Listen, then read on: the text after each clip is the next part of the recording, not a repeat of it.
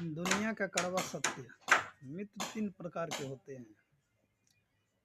पहला मित्र जब घर से चलता है तो सोचता है कि चलो फलाना होगा, अर्थात उसका जो मित्र है उसको सोचता है कि चलो वो होगा घर पर तो कुछ टाइम पास होगा।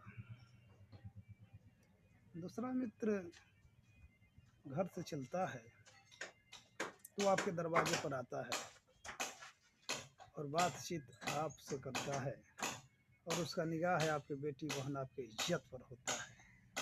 तीसरा मित्र उसको कहते हैं जो कृष्ण सुदामा की भांति अपने मित्रता को निभाता है, आपकी इज्जत को अपनी इज्जत समझता है, आपके दुख सुख को अपना दुख सुख समझता है। इसलिए आप लोग से निवेदन है कि दो प्रकार के जो मित्र को हमने बताया उसको छांट दीजिए।